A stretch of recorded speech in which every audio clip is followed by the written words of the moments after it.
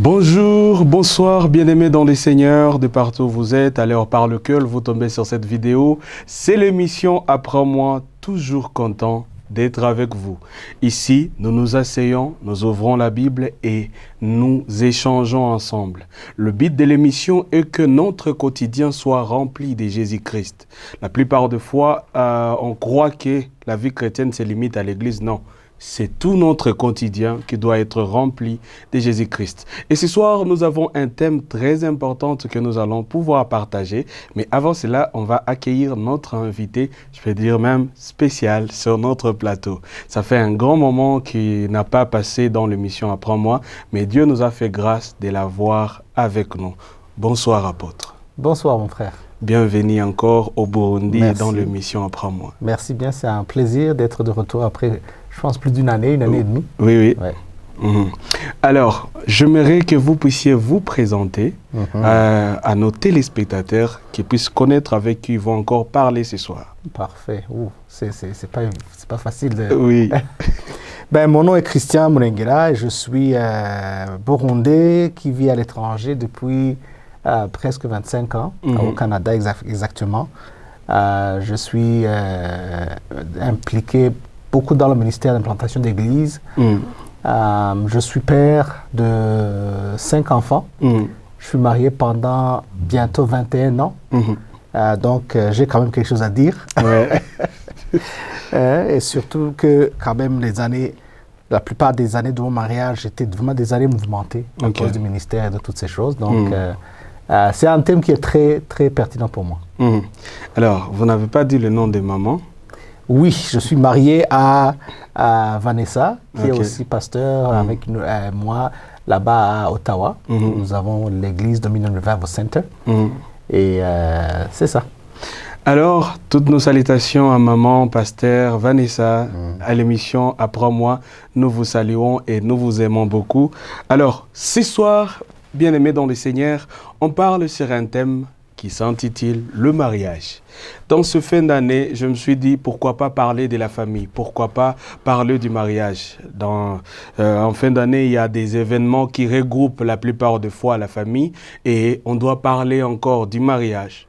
S'il y a des choses que tu avais déjà oubliées, qu'avec l'aide de l'homme de Dieu et que ce que Dieu va lui inspirer, que ça puisse encore te rappeler sur le bon souvenir que tu as passé dans le mariage et faire encore à ce que ton mariage redevienne encore vivante. Alors, pasteur, apôtre, sans plus tarder, nous aimerions connaître ce qu'est le mariage. Aujourd'hui, le monde est devenu bizarre. Il y a trop de définitions des choses qu'on est en train d'échanger. La définition du mariage, selon peut-être le dictionnaire, avec ce que la Bible nous parle. Absolument. Le mariage est très simple. Le mariage est vraiment quelque chose qui est... je dirais presque universel, vraiment. Oui. Quand tu regardes toutes les cultures, même ceux qui ne sont pas en Dieu, ils ont une forme de mariage. Parce que c'est vraiment une réalité universelle.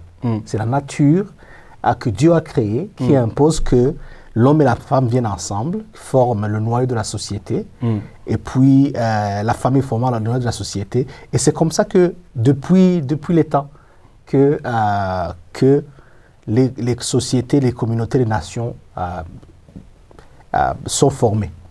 Donc le mariage, c'est vraiment l'union entre une femme et un homme, et qui s'unissent ensemble pour un but ou un objectif spécifique. La parole de Dieu dit par exemple en Genèse chapitre 2, 24 que l'homme et la femme s'unissent et deviennent une seule chair. Donc le mariage, c'est vraiment l'union entre un homme et une femme pour un but ou un objectif. Et parce que si tu enlèves cet objectif-là, là, ça devient quelque chose d'autre. L'objectif dans le mariage.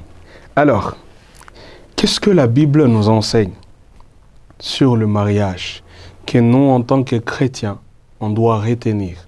Parce que vous avez dit que toutes les communautés parlent du mariage.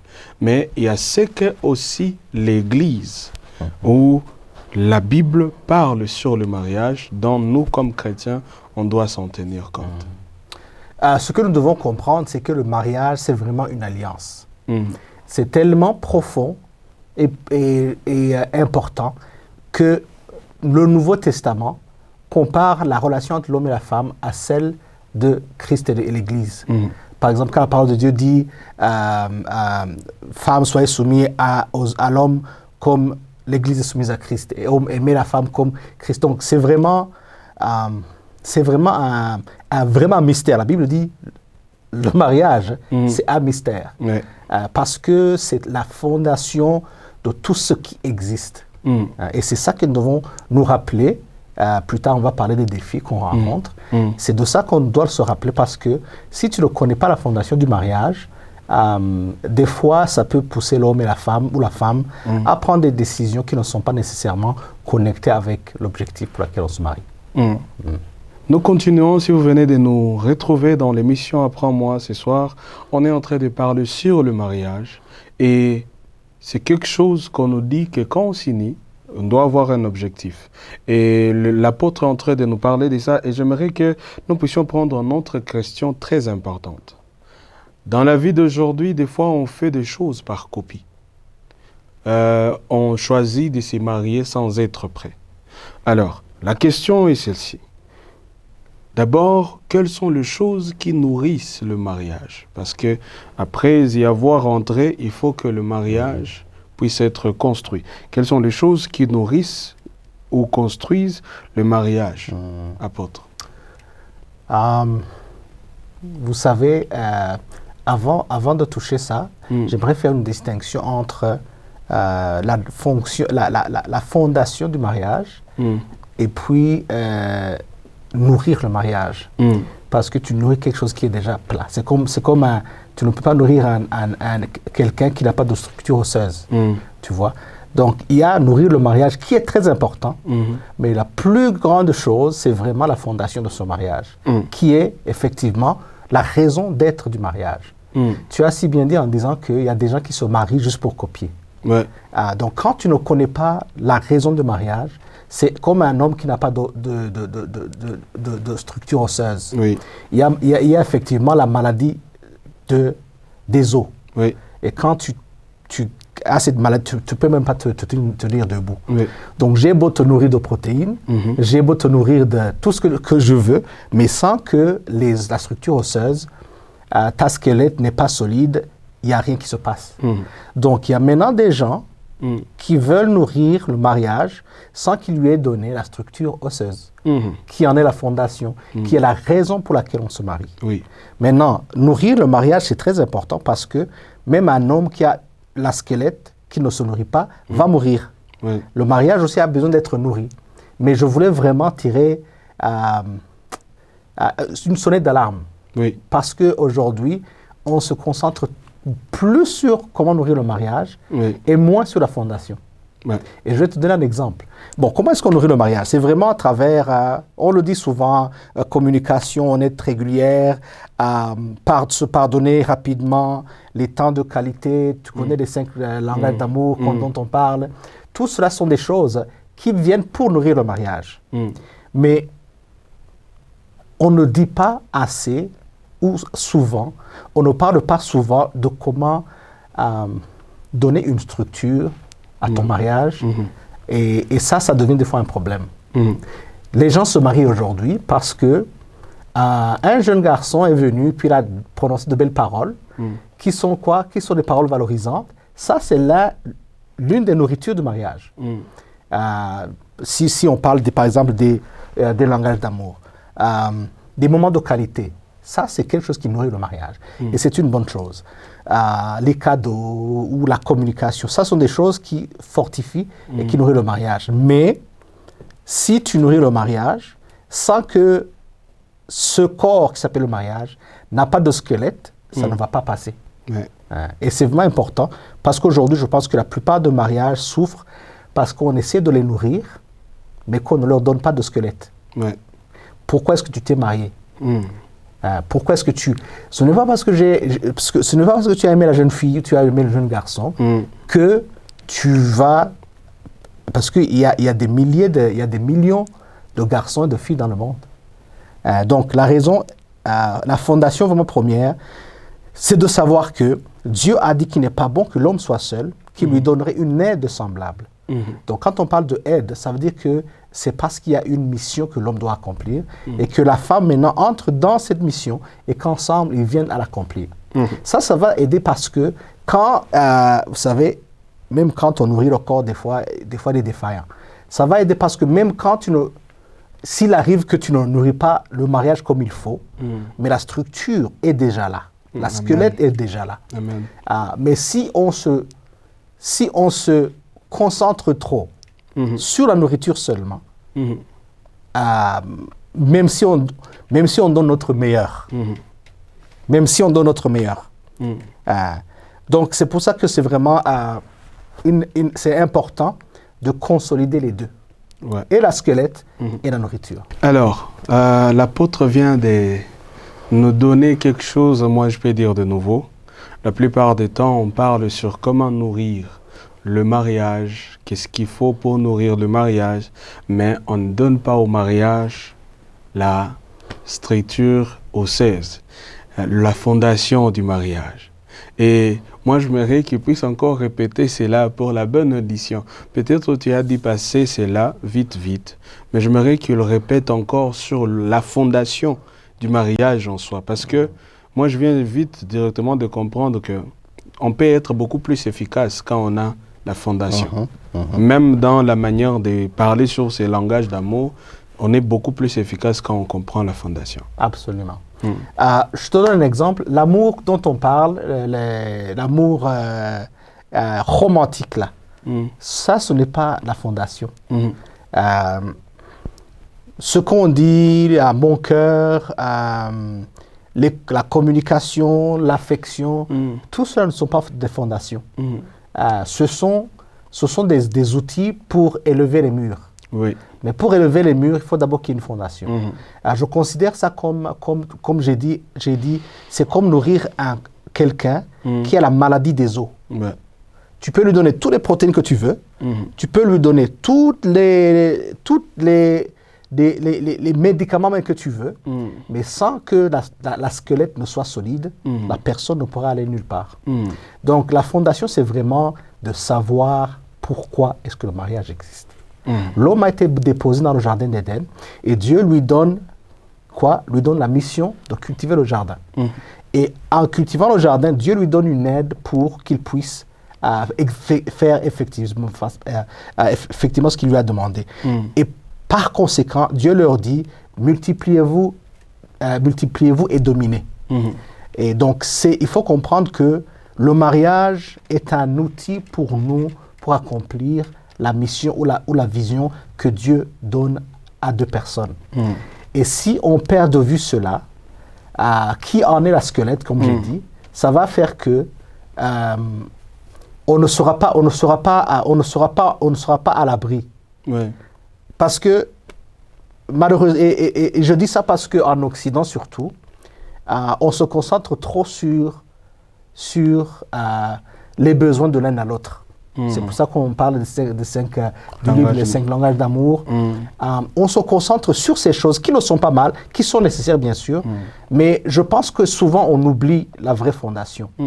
Parce que si ma femme aime les paroles valorisantes, il y a quelqu'un dehors qui peut lui donner encore mieux que moi. Tu vois? Donc, si je ne comprends pas la raison qui m'a amené dans le mariage, et si je ne décide pas de m'engager, faire un engagement intentionnel, ça, même les outils qu'on utilise pour nourrir le mariage ne vont pas être suffisants. Amen.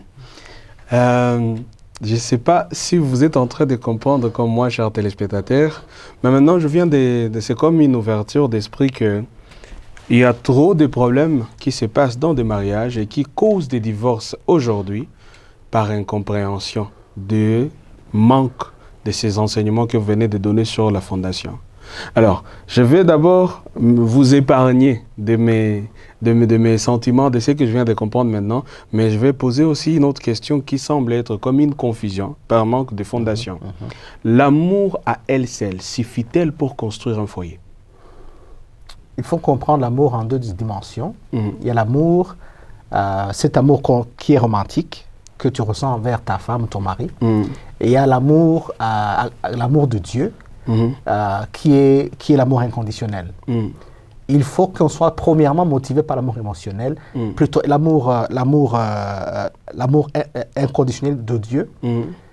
Cet autre amour qui est romantique, il est aussi nécessaire, mais ne peut pas être une fondation. La raison pour laquelle, c'est parce que l'amour, cet amour dont on parle, il se bâtit avec le temps. Tu vas demander au couple, ils vont te dire, moi j'aime ma femme maintenant plus que je ne l'aimais il y a 15 ans. Donc quelque chose qui change comme ça ne peut pas être une fondation. Donc l'amour, ça monte et ça descend. Tu vois. Ça ne peut pas être une fondation, mais c'est vraiment nécessaire, mais ça ne peut pas être une fondation. La fondation vraiment de l'amour, c'est un engagement. Comme j'ai dit, c'est une alliance, donc ça doit vraiment être un engagement que tu prends envers cette femme ou cet homme en disant, quoi qu'il arrive, quoi qu'il arrive, que je vois des étoiles quand je te regarde, ou des fois que je sens la frustration parce que dans le mariage, ça arrive, je suis décidé et je suis là, je reste là et on va bâtir ensemble. Amen. Alors, l'amour peut-elle diminuer dans le mariage? Si oui, pourquoi et comment les rallumer? L'amour en soi, parce que d'abord, on vient de nous faire donner l'éclaircissement que l'amour n'est pas le pilier ou soit la fondation qui doit construire. Et alors, est-ce que l'amour diminue? Et si ça diminue, c'est pourquoi et comment les rallumer? Cet amour, il faut bien définir l'amour dont on parle. Cet amour romantique, elle diminue. Certainement qu'elle diminue. On se marie avec... un jeune homme et une femme se marient, viennent ensemble, ils sont très amoureux, ils passent la première année à lune de miel, l'enfant entre là-dedans, la femme n'a plus de temps pour prendre soin des besoins du mari. Elle n'a plus le temps de prendre soin d'elle-même à cause de l'enfant. La taille de la femme change, le corps de la femme commence à être affecté par la naissance de l'enfant, la première, le deuxième, le troisième. Du coup, à cause du manque d'attention, il y a des fois où tu sens comme si vous commencez il y a un écart qui commence à se créer entre vous deux. Et c'est pour ça qu'il faut comprendre que tu ne laisses pas les choses comme ça. Quand vous passez à travers des moments qui semblent vous écarter plus qu'avant, c'est là où même tu dois être intentionnel et tu dois être compréhensible. Il ne faut pas jeter la faute à l'autre. Je vois, il y a beaucoup d'hommes qui se plaignent en disant ma femme, je ne la vois plus, ceci, cela. Mais elle est occupée là. Surtout dans nos pays là-bas, où tu n'as pas de domestique à la maison, où vous faites tout, et la femme est fatiguée. Des femmes aussi disent des fois, oh, je ne vois pas mon mari, ceci, cela. Mais ton mari il est en train d'essayer de gagner la vie à la famille. Donc, ces choses-là peuvent créer des écarts. C'est pour ça que quand tu m'as posé la question de savoir comment nourrir, il faut intentionnellement créer des moments. Créer des moments pour vous rapprocher l'un à l'autre. Mais il y a aussi des fois où vous blessez l'un à l'autre. Tu fais quelque chose qui va blesser ta femme. Tout ça sont des choses qui semblent faire baisser cet amour romantique. Mais il faut être conscient que c'est quelque chose qui se bâtit intentionnellement. Comme de la même manière que dans ta voiture, tu regardes la quantité d'essence qui reste là, tu dois constamment évaluer le degré de connexion avec ta femme ou avec ton mari. Amen. On est en train de parler sur le mariage ce soir et c'est tellement bon, c'est nourrissant, c'est quelque chose de grand et je vous conseillerais de partager avec quelqu'un si vous êtes fiancé. Et pour vous qui allez vous marier, c'est 31 janvier, Agnès et Amos. Alors, c'est très important que vous puissiez avoir ces enseignements. Alors, sans plus tarder, je m'aurais demandé maintenant la place des dieux dans le mariage.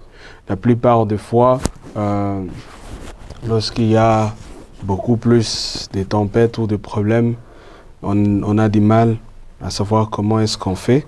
Mais d'abord, j'aimerais, avant qu'on puisse entrer dans la tempête, mais j'aimerais d'abord qu'on puisse parler de la place des dieux dans le mariage. Dieu prend quelle place dans le mariage et c'est comment est-ce qu'on doit savoir que Dieu prend cette place. La Bible nous dit que si celui qui bâtit ne bâtit pas, ne bâtit pas en Dieu, il bâtit en vain. Quand le mariage est bâti, la place de Dieu n'est pas la première place. La première place, c'est pour ton conjoint. La place de Dieu, c'est la place zéro. Donc, c'est vraiment la fondation. Ouais. Tu vois, il ne faut jamais comparer parce que malheureusement, il y a des par mauvaise compréhension. Il y a surtout, je vois souvent des femmes qui sont trop zélées et ça finit par créer une jalousie chez leur mari et commence à créer une compétition entre le mari et Dieu. Donc, le mari entre en compétition avec Dieu, pense que Dieu est venu lui prendre sa place. Ça arrive des fois. Il ne faut jamais comparer la place de Dieu avec la place de l'un ou l'autre. Dieu est vraiment la fondation. C'est lui sur qui on pose nos pieds et sur qui on est debout. C'est notre référence. C'est la température, c'est le thermomètre. C'est lui qui définit tout. C'est notre secours, c'est notre recours. Quand les choses ne vont pas, c'est lui vers qui on va. Dieu, c'est lui qui nous donne la capacité, la grâce de pouvoir être cet homme et cette Marie dont on est appelé à être. Donc, sans Dieu, le mariage ne peut pas être efficace comme il devait l'être. Parce que c'est Dieu qui fournit la grâce pour être ce mari ou cette femme dont on a besoin. C'est Dieu qui protège la famille, le mariage. Je le dis souvent, c'est la grâce de Dieu qui nous protège tous. Il n'y a personne qui est blindé. On se fait mal, on se blesse, on se donne des mauvaises paroles. On est tenté à gauche, à droite. Quand on voit les gens tomber dans des infidélités et tout ça, il faut faire attention. Parce que le diable est malin. C'est Dieu qui nous donne la grâce de pouvoir tenir, de pouvoir être correct, de pouvoir pardonner. Donc Dieu ne peut pas être comparé ni avec le mari ni avec la femme. C'est vraiment la fondation, c'est tout. C'est tout. Et quand Dieu n'est pas présent, même si Dieu est présent mais qu'il n'est pas considéré, le mariage va beaucoup souffrir. Si Dieu est présent et il n'est pas considéré, vous allez souffrir dans le mariage. C'est très grand ce que l'apôtre entend de nous enseigner ce soir et c'est tellement de choses à tenir vraiment dans la vie de couple parce que c'est pas une vie de 2 jours, c'est pour la vie et jusqu'à ce que la mort vous sépare. Alors, on est en train de chuter vers la fin et j'aimerais d'abord que vous nous parliez de premiers petits défis qu'un jeune couple peut avoir. Oui. Maintenant, nous allons parler des choses pratiques. On a clairement établi la fondation. Donc, tu entres dans le mariage, tu sais très bien pourquoi tu te maries, tu sais très bien que c'est le plan de Dieu, tu sais très bien que tu n'y vas pas pour chercher ceci ou cela, mais vous vous joignez ensemble pour accomplir les desseins de Dieu. Maintenant, pratiquement parlant, comment maintenant on élève et comment on se prépare, comment on entre là-dedans, ce qui n'est pas facile. Tu t'imagines un jeune de 25 ans, 26, 27, 30 ans qui a vécu seul pendant toutes ces années. Et maintenant, tu dois commencer à considérer l'autre personne. Tu rentres, tu es sorti, tu ne peux pas rentrer à n'importe quelle heure que tu veux. Parce que l'autre personne, quand même, s'inquiète un peu. Tu vois, tu avais un seul budget, maintenant tu dois considérer l'autre personne. Tu achetais tout ce que tu voulais, maintenant, l'autre personne a besoin aussi de donner. Donc, la gestion des finances, des fois, c'est un défi, parce que tu étais libre comme un électron, électron libre, l'air comme le papillon, mais maintenant, il faut considérer l'autre personne. Et ça, je te dis, ce n'est pas facile. Ce n'est pas du tout facile. Ça, ce sont des choses un peu accessoires, mais qui, des fois, peuvent être des problèmes. Apôtre aussi, je ne vous coupe pas, ici en Afrique, tu n'as pas aussi droit de trop manger, soit au restaurant et quelque part, parce que quand elle a préparé, il faut dire si tu ne veux pas manger, pourquoi. Si tu arrives à la maison que tu ne manges pas, il va te demander où est-ce que tu as. Alors qu'avant, tu étais vraiment un papillon en l'air. Là. Tu dormais où tu voulais, tu rentrais quand tu voulais. Et cette liberté, je te dis, il n'est pas facile de relâcher. À moins que tu sois vraiment très bien préparé. Donc, cette gestion du temps des finances, des fois, et de toi-même, vraiment, c'est une grande transition. C'est une très grande transition. Il y a des habitudes que tu dois commencer à développer pour vivre ensemble. Là aussi, c'est quelque chose d'important. Tu dois réfléchir pour deux, alors qu'avant, tu le réfléchissais pour qu'une seule personne. Ça aussi, c'est quelque chose quand même qu'il faut considérer. Sans parler de la belle famille qui entre là-dedans. Là, c'est une autre gestion aussi. Donc, le jeune couple qui me suit, ou celui qui va se marier, réfléchit à toutes ces choses-là. Et commence à te former. Forme-toi. Forme-toi, parce que ce sont des choses dans lesquelles tu vas entrer. Les périodes de fiançailles, c'est vraiment le meilleur moment de commencer à t'entraîner dans ça. Ok. On est à la fin de cette émission. C'était une émission tellement bon. Même celui qui est sur les régies, notre technicien Vlad, des fois il riait quand il écoutait qu'on n'est plus libre comme l'air comme auparavant. Alors, bien-aimés dans le Seigneur, chers frères et sœurs, et surtout à vous qui vous mariez, ingénieurs Amos Djouma et Agnès Kalumuna, c'est 31 janvier. Alors, je vous dis d'abord félicitations et il faut bien suivre ces enseignements parce que ça va vous aider dans la marche de la vie, dans le mariage. Alors, sans savoir terminer, je vais demander à pasteur de prier pour nous. Parce que ce n'est pas facile. Il y a ceux qui ont commencé sans savoir la fondation. Il y a ceux qui ont commencé en croyant que c'était le langage d'amour qui va construire. Et au final, c'est toujours la guerre. Parce que la femme ne s'emploie pas à la mission de l'homme. Elle n'est pas consciente qu'elle doit accompagner. Elle vient pour aider. À un moment donné, avec tout le vent qui circule sur la terre aujourd'hui, il y a comme des bousculades qui sont en train de se faire parce qu'il n'y a pas eu la compréhension de la fondation. Et aujourd'hui, on vient de nous enseigner la fondation. Si tu t'es marié sans connaître la fondation, que Dieu t'aide et le pasteur va prier pour nous, directement que tu prennes l'envol pour commencer à comprendre la vision de ton mari et de marcher ensemble avec lui. Amen. Nous allons prier. Et par la grâce de Dieu, si jamais il y a un domaine quelconque ou des blessures dans ton mariage, Dieu est capable vraiment de restaurer. Nous allons prier. Père, nous te bénissons. Nous te rendons grâce pour cette saison. Nous te rendons grâce pour ces moments. Nous te rendons grâce, ô éternel Dieu, de ce que tu parles, de ce que Seigneur Dieu, tu envoies la provision dont nous avons besoin. Merci Seigneur pour mon frère, ma sœur qui nous suivent aujourd'hui en cet instant. Père, je te bénis parce que tu les as bénis au-delà de l'entendement, Seigneur. Papa, peu importe ce qui se passe, peu importe les défis dans lesquels ils passent, je sais, Seigneur, que la bénédiction est présente. Papa, je le mets entre tes mains et je prie premièrement pour une grâce parce que réellement, on ne peut aller nulle part sans que ta grâce nous y amène, Seigneur. On ne peut pas bâtir des mariages sans que ta grâce nous le permette, au Seigneur. Ta parole nous dit que ce n'est ni par la force ni par la puissance, mais par ton esprit. Je prie pour une grâce chez mon frère et ma sœur afin de bâtir ce mariage, le mariage selon toi, le mariage selon le ciel, le mariage selon, Seigneur Dieu, ce que toi-même tu as prévu. Je prie, Seigneur, que là où il y a blessure, que tu guérisses. Là où il y a fracture, que tu restaures. Là, Seigneur Dieu, où il y a conflit, que tu ramènes la paix, au Seigneur Dieu. Façonne ce mariage, façonne ces cœurs. Restaure, Seigneur Dieu, parce que tu es capable. Là, Seigneur, ils ont besoin de pardon, que tu leur donnes la grâce pour pardonner. Là, éternel Dieu des armées, où, éternel, il y a eu le péché, que tu restaures, Papa. Parce que ta parole nous dit, Seigneur Dieu, que comme l'Est est éloigné de l'Ouest et le Nord au Sud, Seigneur, c'est tel. Seigneur Dieu, tu oublieras nos transgressions. Amène ces cœurs à se repentir et amène, Seigneur, ces couples à venir ensemble en se rappelant que tu les as amenés ensemble pour un objectif précis. Éternel Dieu, ce que l'ennemi avait détruit au nom puissant de Jésus, que tu le restaures. Papa, je te bénis et je te rends grâce parce que tu es le Dieu qui restaure et que tu le fais dans cette saison, dans la vie de mon frère et de ma sœur. Au nom puissant de Jésus, nous avons ainsi prié. Amen.